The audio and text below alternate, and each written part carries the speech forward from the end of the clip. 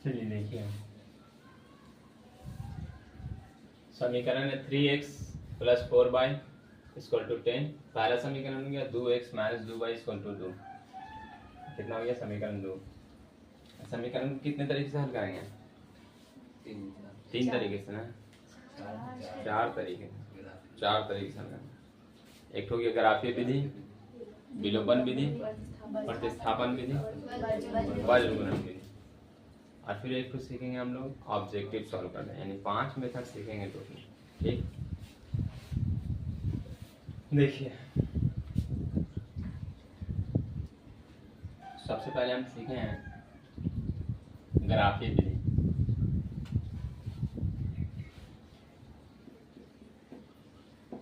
Method 1,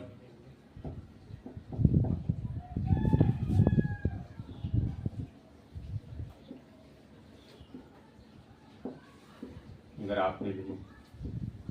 देखिए ग्राफीय विधि में सबसे पहले चेक कर लेंगे हम, अनुपात जांच कर लेंगे a1y a2 b1y b2 और c1y c2। इसको जांच कर लेंगे। a b c सब निकालेंगे कहाँ से? समीकरण 1 है तो उसको कहिएगा x के साथ जो है उसको कहेंगे a, y के साथ जो है उसको b, और सिंपल जो है उसको कहेंगे c। x के साथ जो है a, y के साथ b, और सीधा सीधी जो है सिंपल है, कुछ भी ना उसके साथ c। समीकरण 1 है तो एक में 1 1 सब में दे दीजिए, तो हो गया a1 b1 c1, और इसको दे दीजिए 2। ये हो गया a2 b2 c2। निकालना है मेरे, सबसे पहले जांच क्या करना है? a1 by a2। a1 का मान कितना है? 3। a2 का मान 2। फिर देखिए तो 3/2 आ गया। b1 का मान 4, b2 का मान -2, काटिएगा तो आ जाएगा कितना? -2। c1 का मान 10 और c2 का मान 2, यानी 10/2 या ये 5। ठीक है, अब यहाँ पे चेक करेंगे हम कि क्या आया। यहाँ पे आ रहा है कंडीशन मेरा a1 by a2 not equal to b1 by b2। सबसे पहले आपको चेक करना है, यानी सबसे पहले अनुपातिक रेशियो चेक कर लेना है। a1 by a2 b1 by b2 c1 by c2 निकाल के पहले पता कर लीजिए कैसा कंडीशन फॉलो कर रहा है।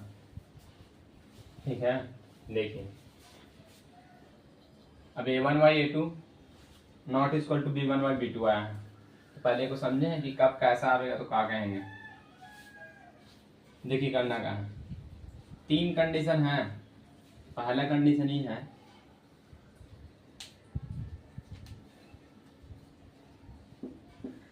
कि यदि a1 बाई a2 बराबर b1 बाई b2 बराबर c1 बाई c2, यदि सब का सब बराबर है, a1 बाई a2 बराबर b1 बाई b2 बराबर c1 बाई c2, तो आपका हल जो होगा वो अनगिनत हल होगा, और ग्राफ जो बनेगा, आपका ग्राफ जो बनेगा ना, बनेगा संपाती। ग्राफ कैसा बनेगा? संपाती। संपाती के मतलब हुआ कि ग्राफ में 2 रेखा खिंचावेगा और दोनों रेखा एक ही पर रहेगा, इसको कहेंगे हम कौन चीज? संपात।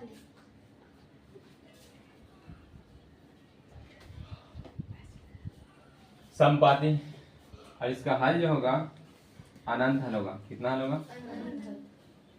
हल जो आपका निकलेगा वो अनंत, या फिर कहिएगा अनेक हल। अनेक हल होगा इसमें।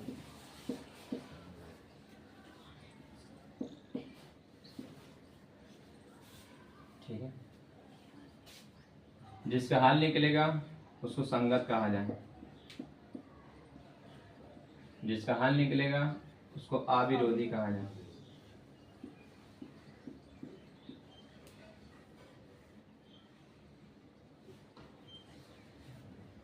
जिसका हल निकलेगा संगत, और जिसका हल निकल जाएगा अविरोधी। देखिए कितने तरीके से बात पूछा जाए, सिर्फ अनुपात से। अनुपात से पूछेगा सबसे पहला बात कि ग्राफ कैसा बनेगा। ग्राफ 3 तरह का बन सके, एक तो समानांतर, संपाती या फिर प्रतिच्छेदी बनेगा। सर समझ सकें?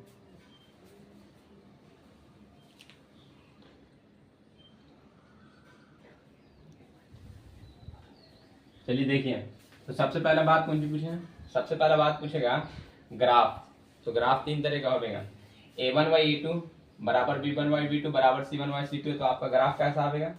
ग्राफ आ जाएगा संपाती, यानी जब ग्राफ पाड़िएगा ना तो दोनों का दोनों रेखा एक ही पर आ जाएगा, और एक पर आएगा ना तो उसको अनेक हल मिल जाए। अनेक हल का मतलब बहुत सारा हल हो जाएगा। जिसका हल निकलेगा संगत होगा, जिसका हल निकलेगा अविरोधी होगा। ठीक है, एक चीज इसके इसलिए में से और पूछा जाए, आश्रित। ऐसे वाले ग्राफ को आश्रित भी बोल जाए, आश्रित। तो बताइए a1/a2 बराबर b1/b2 बराबर होगा c1/c2। तो ग्राफ कैसा बनेगा? संपाती। हल कैसा होगा? अनेक हल। ग्राफ कैसा? संगत क्या संगत, विरोधी क्या विरोधी। दूसरा देखिए कंडीशन क्या है, a1/a2 बराबर हो b1/b2 लेकिन बराबर नहीं हो c1/c2। तब ऐसे हालत में जब आपका ग्राफ आएगा ना तो समानांतर आएगा। कैसा ग्राफ आएगा? समानांतर। समानांतर मतलब हुआ कि ग्राफ आप पाड़िएगा तो कहीं पे कट ना करेगा, ऐसा लाइन खींचा जाएगा समानांतर। जब ऐसा हो जाएगा तो आपका कोई हल ना निकलेगा, तो कोई हल नहीं।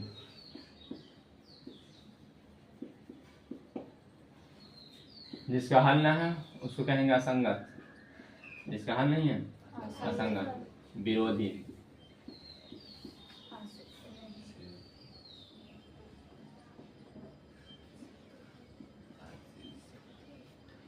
असंगत विरोधी। ठीक है, आगे देखिए हम। तो बताइए दूसरा कंडीशन क्या है, a1/a2 बराबर है b1/b2 not equal to c1/c2। तब ग्राफ आपका कैसा बनेगा? समानांतर। ग्राफ कैसा बनेगा? समानांतर। और हल? कोई हल नहीं। हल कौन सी होगा? कोई हल नहीं। और जिसका हल ना है उसको क्या बोल जाए? और विरोधी भी उसको बोला जाए। तीसरा कंडीशन देखिए, तीसरा कंडीशन है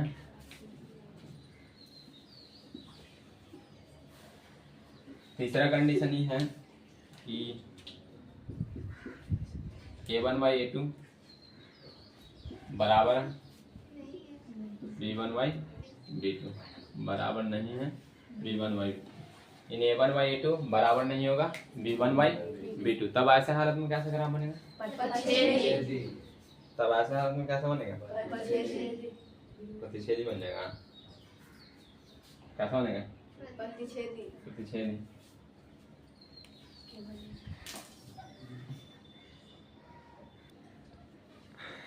चलिए देखें हम, a1/a2 not equal to b1/b2। तो ग्राफ कैसा बनेगा? ग्राफ बनेगा प्रतिच्छेदी। ग्राफ कैसा बनेगा? प्रतिच्छेदी बनेगा। प्रतिच्छेदी बनेगा तो सिर्फ इसका एक हल होगा, एक हल होगा ना, एक हल होगा इसमें। कभी कभी इसके में लिखा रहेगा अद्वितीय हल। क्या लिख देना? अद्वितीय हल। अद्वितीय हल का मतलब भी वही हुआ, एक हल, अद्वितीय। और क्या लिखा रहेगा? केवल और केवल एक हल। ये भी लिख दिया, केवल और केवल एक हल। देखिए, तो एक हल है, अद्वितीय हल है, और अगरचे हल निकल गया तो क्या बोलेंगे? संगत बोलेंगे। और इसका हल निकल गया तो क्या बोलेंगे?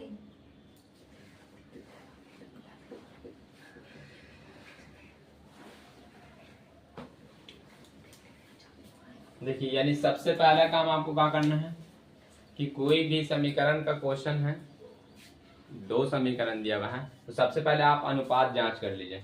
इससे आपको पता चल जाएगा कौन सी कि आंसर कितना निकलेगा। एक आंसर है, अनेक आंसर है, या फिर कोई हल है ही ना। सबसे पहले मैंने यही जांच करना है। a1/a2 निकाल लिया, और a1/a2 निकालने के बाद चेक करना है कि कौन सा कंडीशन में लागू हो रहा है। देखिए, a1/a2 बराबर b1/b2 बराबर है c1/c2। यदि सब का सब बराबर है तो ग्राफ आपका कैसा होगा? संपाती। हल होगा अनेक हल। आश्रित भी कभी कभी इसको बोला जाए संगत होगा, अविरोधी हो गया। जिसका हल निकलेगा उसको कहेंगे संगत। कौन सी कहेंगे? संगत। और अविरोधी कहेंगे, क्या कहेंगे? संगत और अविरोधी। इसको कभी कभी इससे क्वेश्चन भी पूछा जाए, याद रखिएगा, सिर्फ और सिर्फ जिसका अनेक हल है उसी में पूछा जाए कि और कैसा है, तो ऑप्शन में कभी कभी दिया रहा है आश्रित, तो ध्यान रखिएगा आश्रित दे रहा है। दूसरा कंडीशन है कि a1/a2 बराबर है b1/b2, लेकिन बराबर नहीं है c1/c2, यानी एक तो बराबर है, दूसरा वाला बराबर नहीं है। ऐसे हालत में आपका आंसर क्या होगा? आपका ग्राफ जो होगा समानांतर होगा, कोई हल नहीं निकलेगा। जब हल नहीं निकला है तो उसको क्या कहेंगे हम? असंगत कहेंगे। और साथ ही साथ और क्या कह सके हम? विरोधी भी कह सकें। तीसरा कंडीशन है कि a1/a2 not equal to b1/b2, यानी a1/a2 बराबर नहीं है b1/b2 का। तो जब पहले ही वाला बराबर ना है तब ऐसे हालत में आपका ग्राफ कैसा आएगा? प्रतिच्छेदी, और उसका एक हल निकलेगा। ऑप्शन में कभी कभी क्या दिया रहेगा आपको? अद्वितीय हल। अद्वितीय हल के मतलब वो यूनिक हल, यानी दूसरा इसके अलावा कोई हल नहीं है। अब हल निकल गया है तो इसको क्या कहेंगे? संगत। और हल अगर से निकल गया तो क्या कहेंगे? अविरोधी कहेंगे। तो पहला प्रोसेस कौन चाहिए? पहला प्रोसेस है आपको अनुपात निकालिए। फिर दूसरा प्रोसेस आगे देखिए, नोट कीजिए, नोट कर।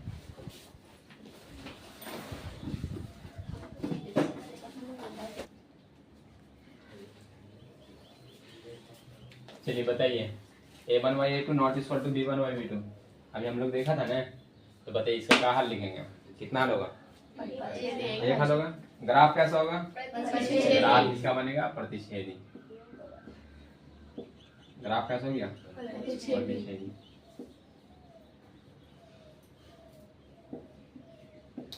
हल कितना है? एक हल।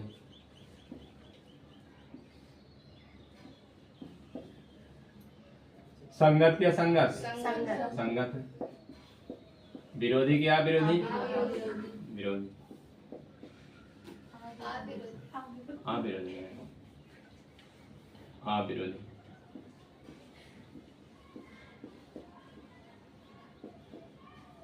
किधर लिखा हुआ विरोधी? क्या लिखा हुआ है? नहीं समझिए, संगत अविरोधी। देखिए सबसे पहला काम हो गया, चेक कर लिया हम लोग कि कैसा है ग्राफ प्रतिच्छेदी आएगा। अब ग्राफ बनावेंगे, ग्राफ यदि प्रतिच्छेदी आएगा तो आपका बना हुआ सही है, प्रतिच्छेदी ना है मतलब कहीं ना कहीं पे गलत हुआ है, कहीं ना कहीं पे गलत हुआ है ना। ग्राफ प्रतिच्छेदी है। चलिए देखें, ग्राफ को सॉल्व करेला है ना, तो आप क्या कीजिएगा, समीकरण एक को एक तरफ, दूसरे समीकरण को दूसरे तरफ को हल कीजिएगा। अब देखिए ग्राफ कैसे हल किया जाए।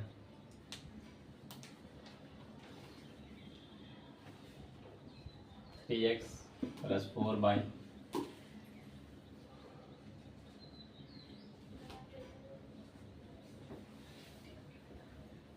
इतना नोट हो गया।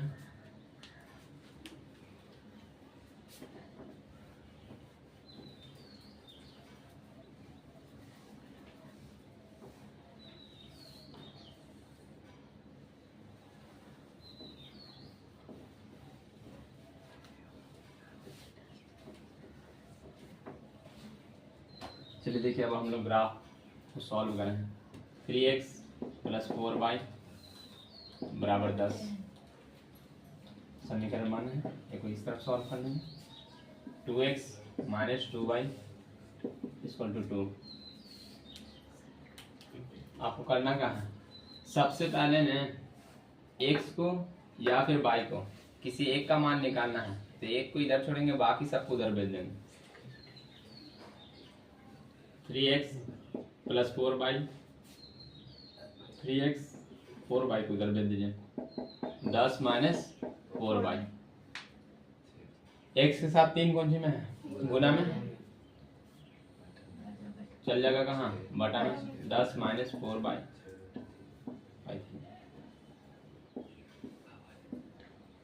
अब देखिए यहाँ पर y का मान रखेंगे, y का मान रख के क्या करेंगे, चेक करेंगे सही आंसर आवे ना, एकदम सीधा सीधा, बटा उटा में ना आवे या फिर दशमलव मुशमलव में ना आना चाहिए।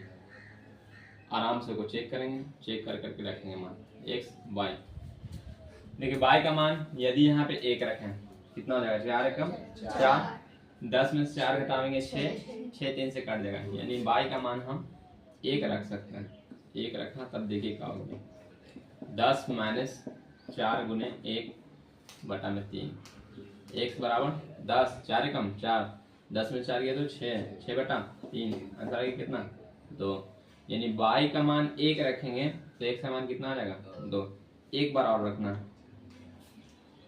फिर रखिए 10 माइनस 4/3। अब सोचिए कितना रखा जाए। यहाँ पे 0 रखेंगे तो 0 हो जाएगा।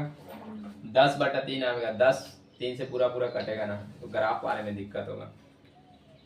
1 रख के देखा तो 1 तो रख चुके हैं। 2 रख के देखें, 2 चौके 8, 10 में से 8 घटेगा तो 2/3 नहीं कटेगा।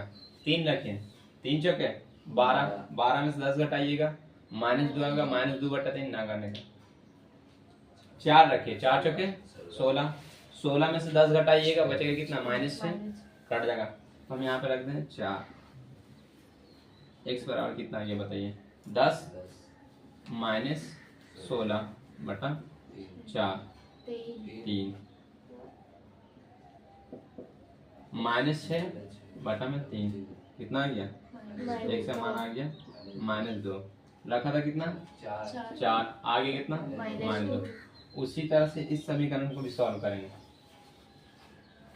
अच्छा देखिए, तो इसमें 2 कॉमन है, 2 कॉमन लिए, 2 कॉमन लिए तो बचेगा मुझे x माइनस y बराबर 2 गुना में है तो उधर किस कौन सी में जाएगा, x माइनस y 2 i बटा में चल गया 2 x माइनस y बराबर कितना आ गया 1। x को इधर रह दीजिए, 1 प्लस y का मान रखिए, x का मान निकल जाएगा x y। बताइए कितना रखा जाए। y का मान 1 रख दीजिए, 1 प्लस 1 कितना जाएगा, x बराबर 2। 1 रखा तो 2 आ गया। फिर x का मान 2 रख दीजिए, 1 प्लस 2, 2 रखा तो कितना आ गया 3 आ गया। x बराबर कितना आ गया 3। देखिए 3 मान भी रखा जाए, किसी बुक में 3 मान रख के बनाया हुआ है, बुक प्रेफर करे 3 मान को, लेकिन 2 मान में भी आपका ग्राफ बन जाएगा और कोई दिक्कत आने वाला बात है ना। तो जब 2 ही मान में ग्राफ बन जाएगा तो 3 मान रखने से कोई फायदा है, सिर्फ समय बर्बाद होगा, ज़्यादा टाइम लगेगा। तो इससे बढ़िया है कि हम 2 ही मान को रख के ग्राफ को बना लें आराम से। तो 2 मान रख के भी आप ग्राफ को बना सके। अभी देखेंगे हम ग्राफ बना के, जब कोई दिक्कत ना होगा तो हम दो ही मान से हल कर लें, 3 मान रखने की कोई ज़रूरत ही नहीं। अब तीसरा प्रोसेस है आपका, पहला जांच किया कि कैसा हल है, दूसरा समीकरण को सॉल्व किया, ठीक। फिर उसके बाद तीसरा आप काम है ग्राफ कॉपी पे ग्राफ पाएंगे। अब देखिए ग्राफ कैसे बनाएंगे।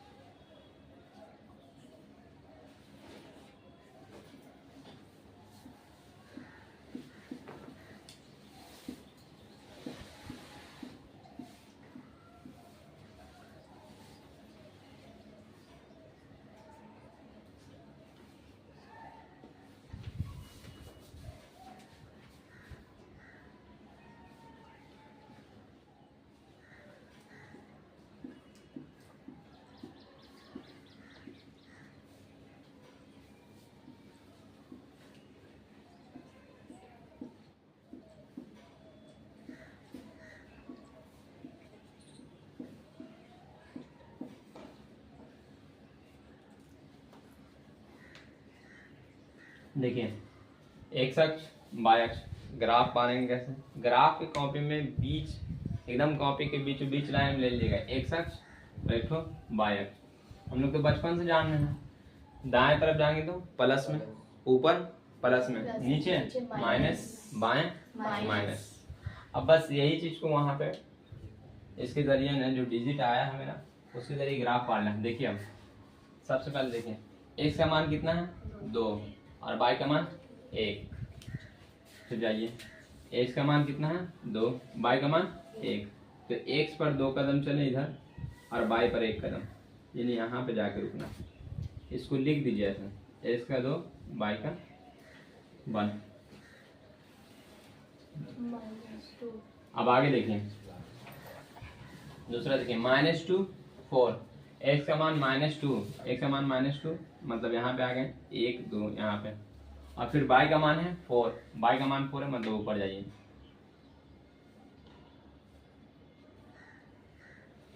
यहाँ पर, यहाँ पे लिख दीजिए -2 और 4। अब इन दोनों को मिला के आराम से लाइन खींच दीजिए।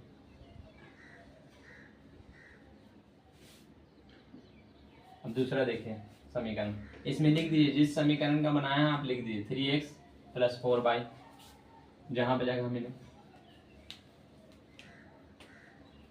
3x + 4y = 10।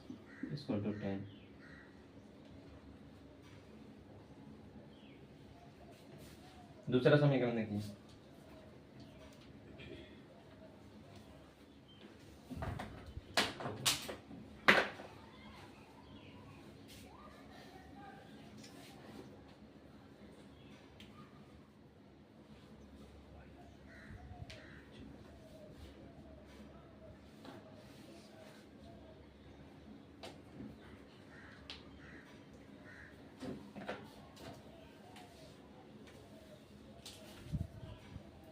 चलिए देखिए एक्स का मान 2 वाई का मान 1, 2 और 1 पहले से पारा हुआ है, पहले से पॉइंट मिला हुआ, 3 और 2 3 और वाई का मान 2 3 और यहाँ पे 2, देखिए यहाँ पे है।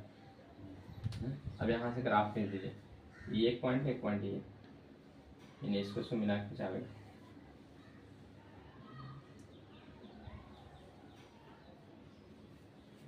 देखिए हल,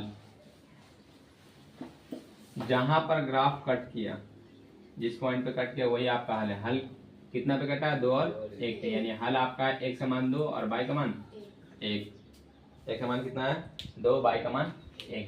देखिए पहले ही हम लोग जांच कर चुके थे a1y a2 करके, a1y a2 not equal to b1y b2 आया था, और पहले ही देख चुके थे कि हम लोग का ग्राफ कैसा आ गया प्रतिच्छेदी, और जैसा देखा था वैसा ही प्रतिच्छेदी आ गया। प्रतिच्छेदी आया इसीलिए देखिए x का मान कितना है 2 और y का मान 1, इसके अलावा कोई और दूसरा आंसर ना है।